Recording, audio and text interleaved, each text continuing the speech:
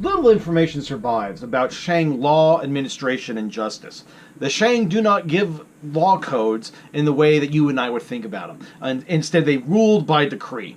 Ancient Chinese politics and statecraft are both clearer with the Zhou Dynasty.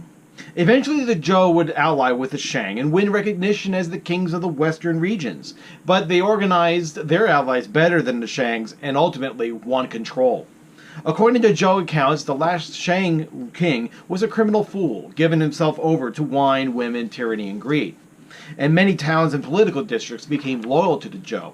After several unsuccessful attempts, Zhou forces seized the Shang capital of Yin and beheaded the king and created their own state in 1122 BC. The Zhou allowed Shang heirs to continue to govern small districts, but they reserved themselves the right to oversee affairs throughout the realm. The new dynasty ruled most of northern and central China, at least nominally, until 256 BC. To justify the deposition of the king, the Zhou dynasty articulated a set of principles that will influence Chinese thinking about government and political legitimacy over the decades and centuries.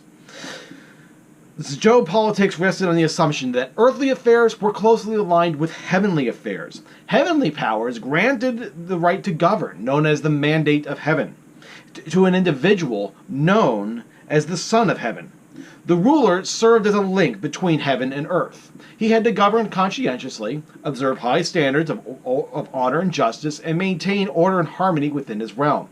As long as he did, the heavenly powers approved, and the cosmos would enjoy wondrous and harmonious stability. And the ruling dynasty would retain its mandate of heaven to govern. If a ruler failed, however, in his duties, the entire realm would suffer. The cosmos would fall out of balance, and the heavenly powers would withdraw this mandate to rule and give it to a more deserving candidate. Until the 20th century AD, dynasties routinely used this mandate of heaven to justify their rule, and the emperors habitually used the title of Son of Heaven. The Zhou dynasty administered over an estate that was larger than the Shang's dynasty.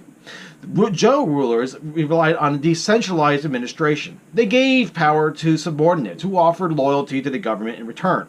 That system worked reasonably well at first. The subordinates ruled with little supervision. They were required to visit the Zhou court to demonstrate their loyalty, to deliver taxes and tribute, and provide military forces. Zhou rulers would arrange marriages that would strengthen the tie between them and the political ally. Zhou kings, however, could not maintain control indefinitely over this decentralized system. Subordinates established their own power. They ruled not only as allies of the Zhou kings, but also as long-established and traditional governors. They set up their own bureaucracies, their own armies, collected their own taxes, which allowed them to consolidate their rule and exercise authority. They promulgated law codes and enforced them with their own forces. They became, therefore, more independent of the dynasty. Subordinates sometimes ignored their obligations and refused to provide military support or even turned their forces against the dynasty itself. In the 8th century BC, Zhou rulers are going to start having problems. In 771, nomadic peoples invade from the west. They came during the rule of an ineffective king, who did not enjoy the respect of his political allies. When subordinates refused to support the king, the invaders overwhelmed the capital at Hao.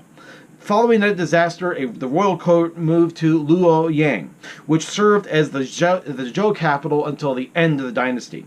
Political initiative passed from the Zhou kings to their subordinates, and the royal court really never regained its original authority. Territorial princes ignored the central government and used their own resources to build, strengthen, and expand their states. They fought one another to establish themselves as leaders of a new political order. The last centuries of the Zhou dynasty, then, were known as the period of the Warring States, and it lasted between 403 and 403 to 221 BC. In 256, the Zhou dynasty itself ended when the last king of the Zhou abdicated his position. Only with the establishment of the Qin dynasty in 221 did central government return to China.